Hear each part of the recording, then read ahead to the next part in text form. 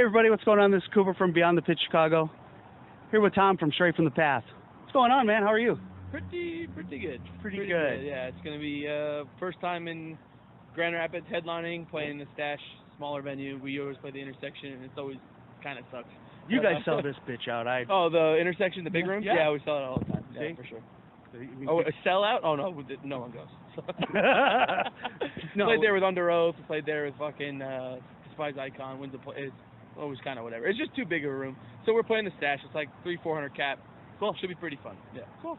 Like a little basement hardcore show. Exactly, which is what we're shooting for this tour. We always like to go to like 300-400 capacity kind of places. Right. I mean, especially with like, Counterparts, Expire, like, Right. and My Ticket Home is a small venue band, and so are we. Like we've done Warped Tour and all that shit. I mean, but that's like what we love. You know what I mean? Like I hate to sound like Eddie Vedder and Pearl Jam 20, but we like to play small clubs. Like when we always are going to play small clubs, even though we like to do shit like Warped Tour and Under Oath and all that. Definitely. Stuff. Yeah.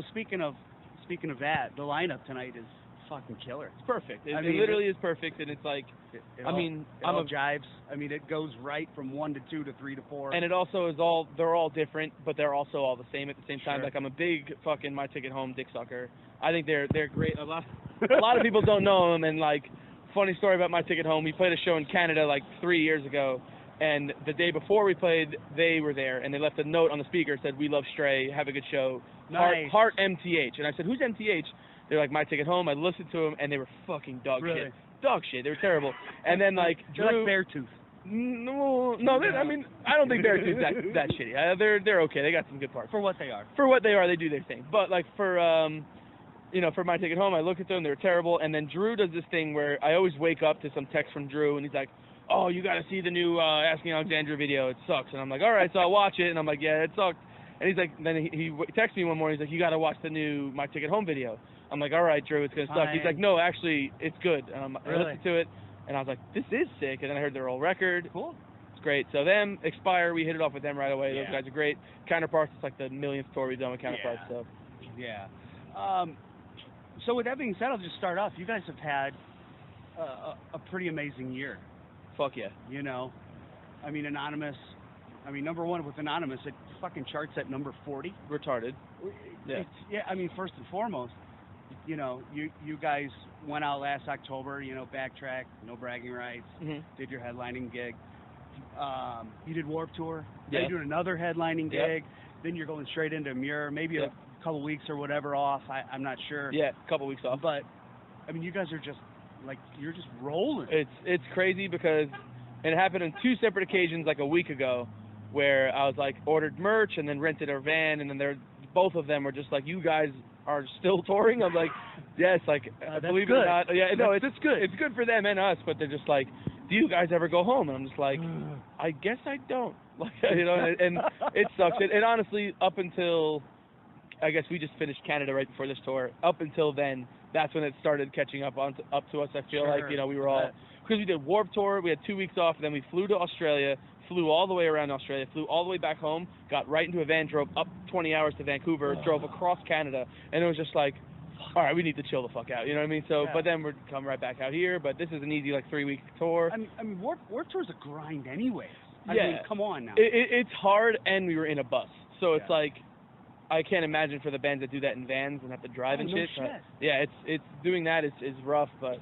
and obviously when doing that is how you save money, but, being in a bus is great, but it's still, like, it was the best time of my life, and then the 6th week kicked in, and then I was just like, everyone get the fuck away from me.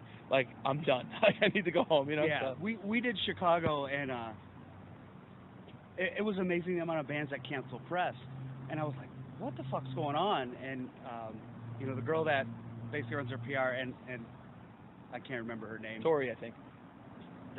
Okay. Sure. I'll believe you. Was like, dude, you need to understand that these bands are wiped, and it wasn't even that hot this summer. It lucked out, and it's funny because we literally did one interview the entire tour. What? Like, and it was funny. The guy who does press at Sumerian's like, "You got to be showing up and checking in," and I was just like, delete that one. Really? I guess I'm fucking not. I mean, we did an Absolute Punk interview because I like Absolute Punk a lot. I read that. It was cool. And it was just like, after that, I was just like, I'm not gonna do anymore. Like I have to play at like 8:30 or 11:30 and like all these fucking times, and walk around and like I got an app that like measures how many steps you take a day, and we did do like 5 miles a day on average, and it's just like you're fucking done, you know. And it's just blacktop. And oh yeah, it's rough, or dust and dirt and shit. So. Yeah. So how does Anonymous chart at 40? I mean, that, like you said, retarded. What? How the fuck does that happen? I have no clue. Literally have no idea. Like, and it's funny because people heard before we did, and they were like, "Congratulations on your numbers." I was like, "What do we do?" And like, I was like, "Why are you telling me that?" And it was just we heard, and it was cool. It was special, you know. And we got to do the next one, which is what we're working on, and hopefully it does something anywhere close to that. Man, who knows how CDs are doing in a year from now or whatever the fuck we're gonna be doing. So, I mean, and that's the first week sales, but damn. Sure, yeah, it's definitely cool. I mean, was it 4,000, 3,000, somewhere? I mean, it was a number that. It was like 8,000. Yeah. Oh, was it that many? Yeah, it was crazy. Anything. Which is what we expected to do, like 4,000, which would have been crazy. Okay. So it was fun, man. It was cool. Like, definitely proud of the whole album. Like, out of all the albums we've done, like I love Make Your Own History, but I wish we did X with it. You know, I love Rising Sun, but I hate tracks 6 through 11. You know what I mean? Like, absolutely. This one we're more prepared for, and it shows, and it's working now. Warped Tour went great. Our headliner's been doing awesome and shit. So I mean, that kind of begs the question: what's so special about this record that people are catching on? I mean, this is number 7. No idea. Well, a lot of people say 7, and it's really 4 to me, because the 3 before Villains were just like shit I put out myself, and we recorded with not even Drew, like, with other singers. Right. So to me, it's like Villains is when we started, you know what I mean? And even Villains, a lot of people don't know, so technically Make Your Own History to me, because that's when Dan joined the band and stuff, so. But it's like. So even still 4. Even still 4, yeah, it's like, that's what's crazy is like, when we put out Villains, no one bought it. We put out Make Your Own History, no one bought it. We put out Rising Sun, a little people bought it. And it was just like, we knew that, like, without sounding arrogant, this might sound shitty, but come on, Eddie Vedder. we were ahead of our time, like ahead of the time, and like we were putting out an album that no one understood, and we put out shit that like people were listening to other stuff, and then it's like I feel like the people that were listening to like Woe Is Me and like Attack, like those kids grew up and then listened to Stray. I was just gonna say they didn't get it. I mean, you guys didn't do the lobs or the crab breakdown. No. And I get it, because honestly, when I was a kid, I used to listen to From Autumn to Ashes. Do you remember them? They sucked. They were terrible. But I was from Long Island. They were from Long Island. I loved them. And then I grew up and I was like, this band is terrible. Yeah. And I was like, what am I doing? And then I listened to Converge, and then I listened to, like, and then you're like, oh shit. And then I still listen to Converge, and no one listens to From Autumn to Ashes. So that's the way I kind of look at it. It's like, there was From Autumn to Ashes, and everyone was worried about them while Converge was over here. And then I grew up and I was like, oh shit. And that's what I feel like happened to Stray. Like so, circle. and that's why, and that's why I hope it it could stay this big, as far as, so then we could keep doing it. Yeah. Like a band like Converge, because they're 23 years as being a band, and they're still doing it. So that's what I'm hoping. I don't know what it is about our music now, but I just think that it hit everyone at the right time, and I think people like the new direction as far as like the Badge and a Bullet, like kind of like bouncy kind of stuff. Yeah, it's I mean, one of my favorite songs is Radio. Thank you. Yeah, that's all collectively our favorite song on the album.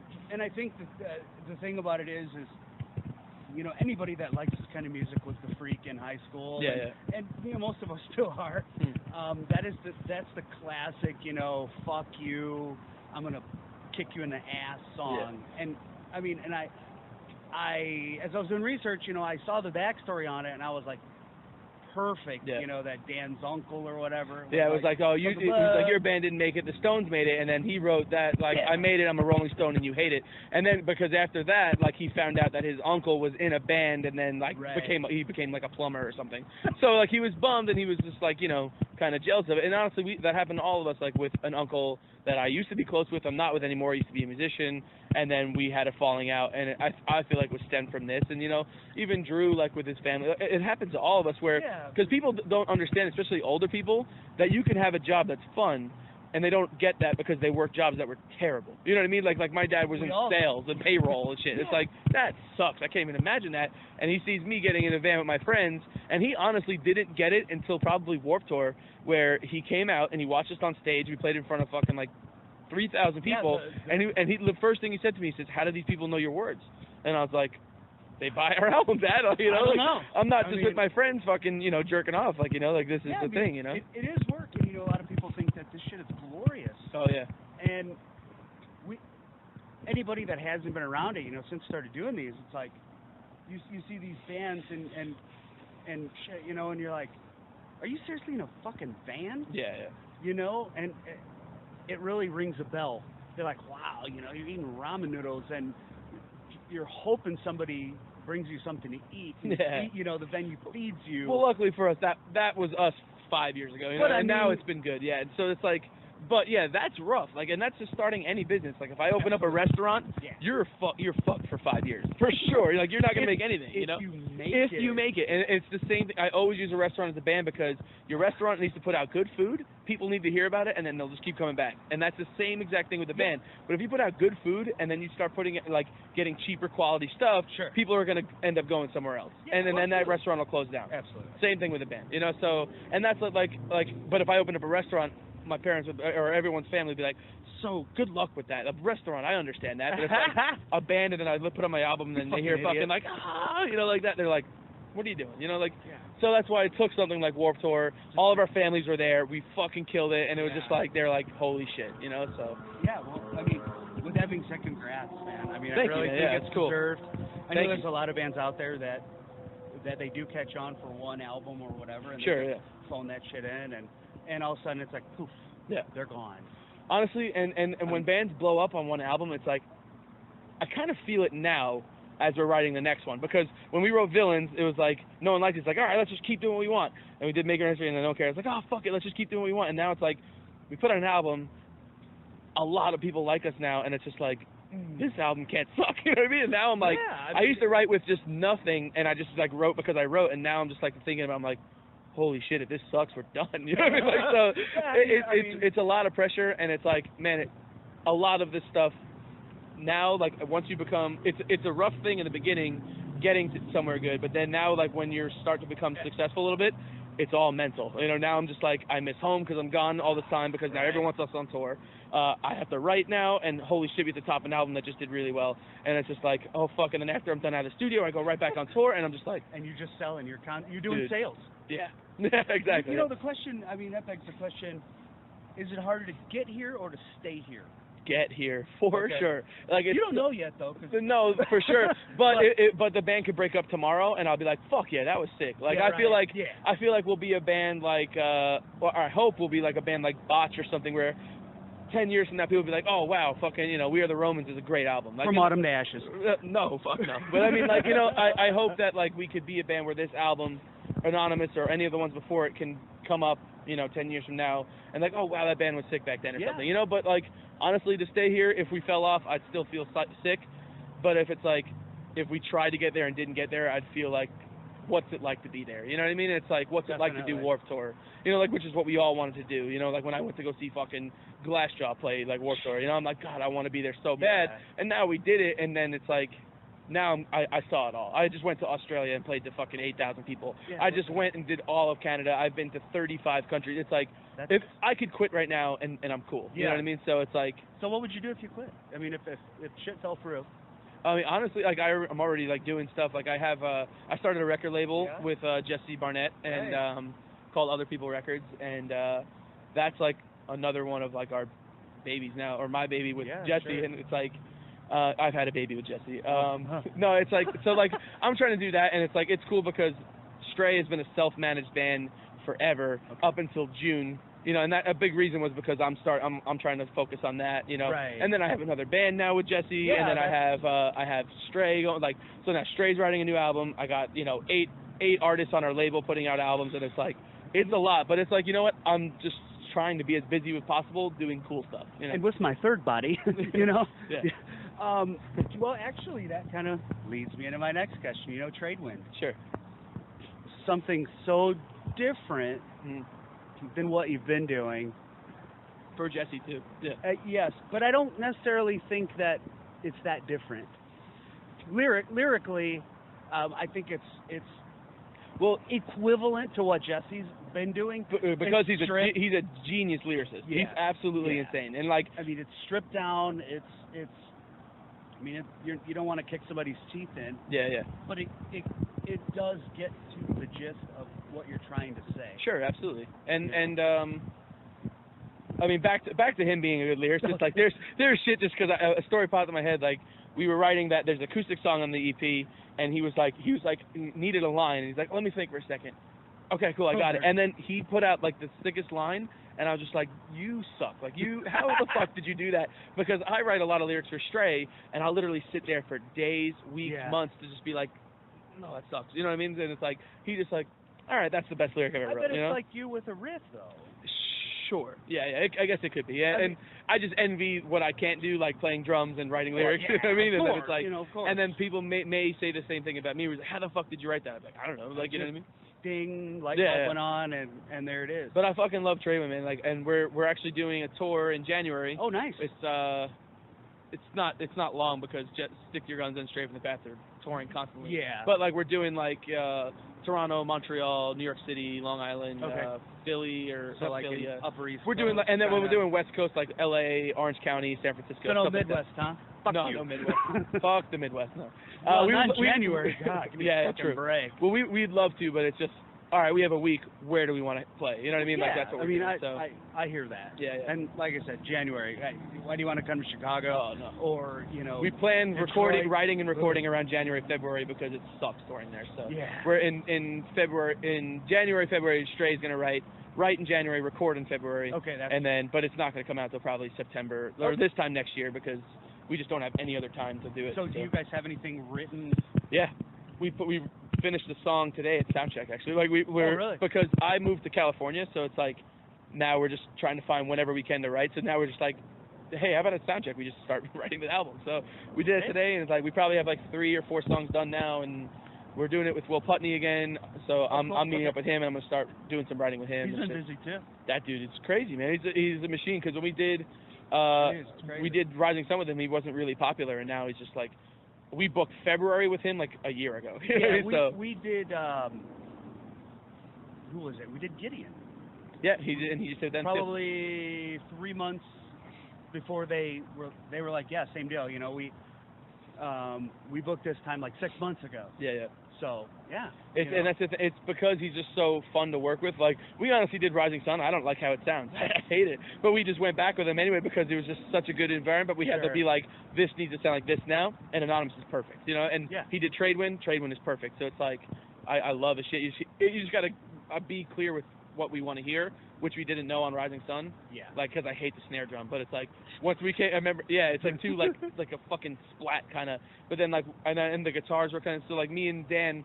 We went and Dan had like the Glassjaw coloring book EP. He's like, make my snare sound like this, and I came in with Around the Fur from Deftones. I was like, I want my guitar to sound like that. Wow. And it did, so it's cool. You got a lot of Rage Against the Machine in you too. Oh, yeah, of course, because I blow them and then I swallow it and it's inside me literally. So you're gonna have a baby with Tom Morello. Exactly. I mean, I hope so. That'd be sick. You know. No, of course I grew up playing the shit out. And it shows. I mean, it shows. Oh yeah, which is fine. I mean, but a lot of people they'll be like, oh, they sound just like Rage. I'm like, well. I've never heard Brad Wilk do a blast beat or play above 150 BPM. So I don't know that it sounds like it. I know that there were a lot of riffs that you're like, it's just an apparent Rage influence, which I don't hide. You know, I love that. I grew up playing like the shit I listened to. You know what I mean? Like Rage, Deftones, Refuse, Converge. That's Stray. You can make all of them, make one fucking orgy baby, and it's Stray from the Path. You know? Perfect. Yeah, exactly.